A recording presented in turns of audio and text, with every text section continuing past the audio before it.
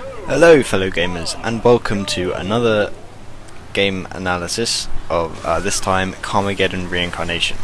Now if you don't know what Carmageddon is, the Carmageddon series is a very controversial series where basically you are driving. It could be just a boring vanilla,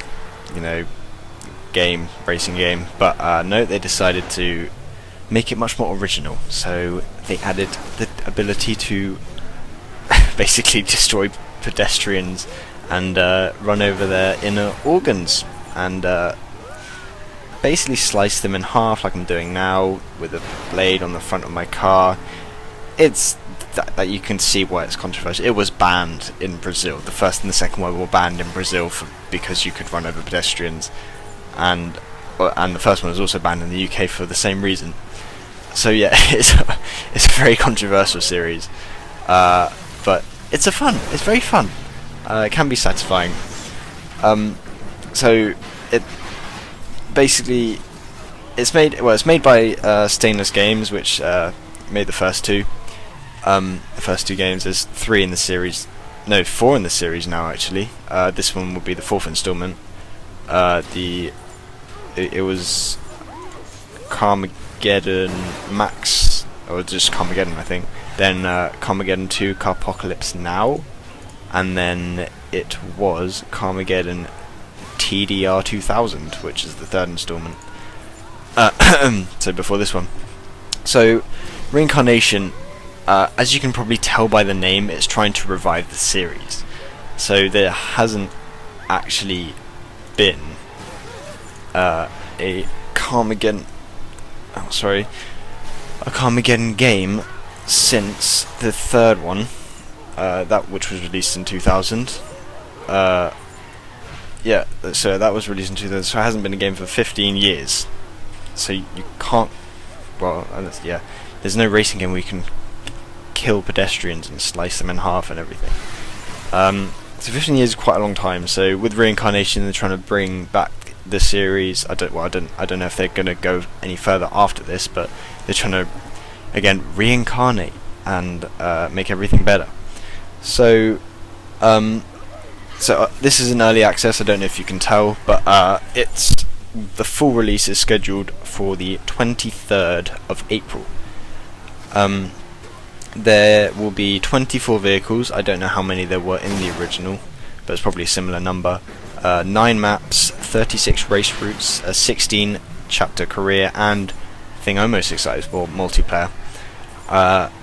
And you should all know what multiplayer is, but if you don't, basically you can play with your friends. If you have any friends, if you're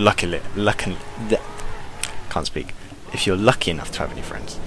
Now, this is a gameplay of Carmageddon 2, Carpocalypse Now. Great speaking. So it's the same basically, and that's a good thing in this case. Unlike Dirty Bomb, which we won't go there. It's the same. It's working. The Reincarnation game is working off the merits of the original Carmageddon games. So it's basically the same mechanics, the same gameplay, but they're all very satisfying in my opinion. And so yeah, how does it play? Well, very much like the first two. I haven't played TDR, but I don't know if they do this on purpose or if I just suck at the game.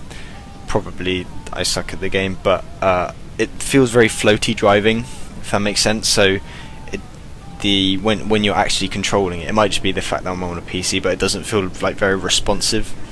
Or you just do that, you just drift, and again that's another problem for me. I don't know if any of you have experienced that if you've played Carmageddon, but the cars are very drifty. It might just be that I suck at video games. That's probably why, but we won't go there. So yeah, it's the same in Reincarnation as well. So it's floaty, it's very drifty, but it might could just be that I suck. So yeah, that's good. Graphics wise, the actual improvement obviously for 15 years, or well 17 years because I haven't played the TDR, is, well, obviously it's fantastic. Basically it's great to be a gamer really these days, because the graphics have just improved that much. They've raised the bar so high. You don't know what to expect for like the next year or next generation of video games. So they are good.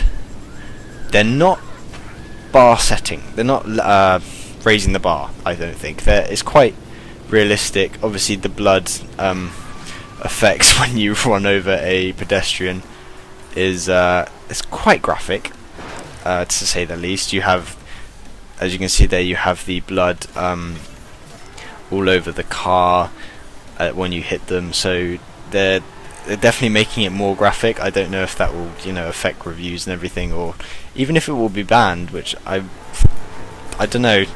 Probably in Australia, because they ban everything. No offense. So yeah, I like the graphics. They're not, raising the bar or anything. But again, this is early access. Except they're saying they were going to release it on the 23rd of April. So I don't think they're going to do a graphics overhaul and be able to do a graphics overhaul in 1 month. So are there any improvements to the from the original? Other than the graphics, not really. They're definitely trying to keep the same formula for the games. Oh, for this game, they haven't really. I think there's probably a couple more power-ups, more cars, and more maps. Well, not now, but when they release it fully. But other than that, there isn't a huge amount of difference. Again, it plays the same, it feels the same. But that's a good thing. They're working off the merits of the originals, which I think is a good thing. In this case, not for all games. Never for all games. So the good things about this game, just reincarnation. Driving is satisfying, if I get it right. So when you're driving and you hit someone, the actual collision is really like that. It's really satisfying. You're just like, I just smushed that guy. I killed the guy in there. That is really fun. I find it satisfying. Probably because I'm a bit of a psychopath, but also, obviously, killing pedestrians, you can sever them in half. If you've been watching, you would have seen that I'd slice a fat person in half. It's called Bacon Slicer. Also, you can now customize your cars more freely. I think you can change the whole. You can change the skin, or basically what your car looks like. You can change the rims. Now I think that's the tires. I haven't actually unlocked any rims, so I don't know if that is the tires. Correct me if I'm wrong, but I think it's the tires. And you can upgrade your car, which I'm pretty sure was in the original. So you can upgrade the engine, or just to make it go faster, just to make it a better car, which I guess encourages replay. Well, it adds replayability to the campaign. Which I said was going to be 16 chapters, and then obviously free play, which is much more fun, I think.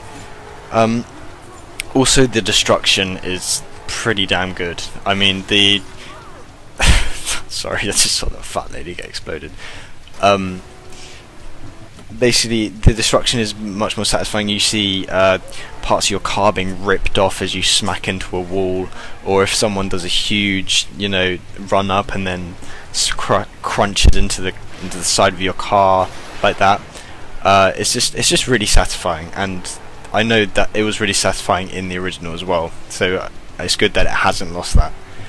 And obviously, when you're repairing, the parts fly to you now, which is really cool. And then your guy, sometimes if you do like a head-on, your guy bursts through the windshield, and then if you repair, your guy just like flies and glitches out and tries to go inside the car and just hits the side of your car. It's quite funny. Sorry, I was just getting a bit overexcited there. Right, so the bad points. Now, I know this is an early access game, and yes, there are going to be bugs, and yeah, you can't be so picky, Sam, because this is an early access game, they're working on it. But one of the biggest things, frame rate. For some reason, it is constantly under 30.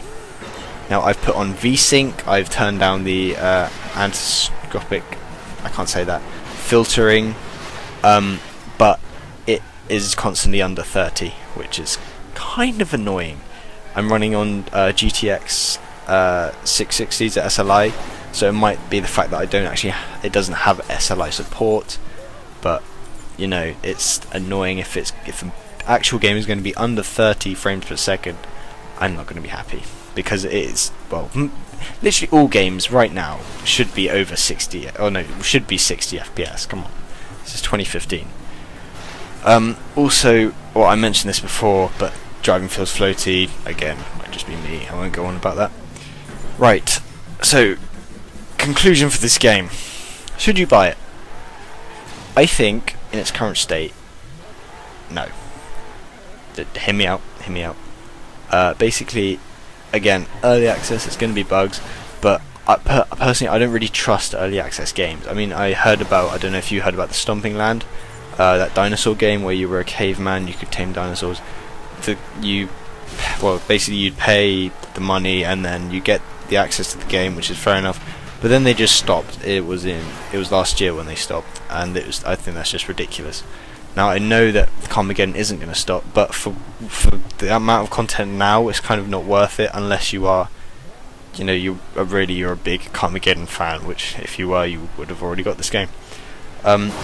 So I think that you shouldn't buy it unless you are a big Carmageddon fan and you can deal with the bugs and you can deal with the fact that it's under 30, unless you know how to fix that, in which case could you please tell me, because I want to play this in 60 FPS. And also explosions. If you love explosions, buy it, but personally don't buy it. I just bought it for the fact that I love spending money. Is it fun? Yes, it is satisfying. It is very fun killing pedestrians, crashing into cars, making explosions. But again, I wouldn't buy it. I'd wait a month, and then you get the full amount of content.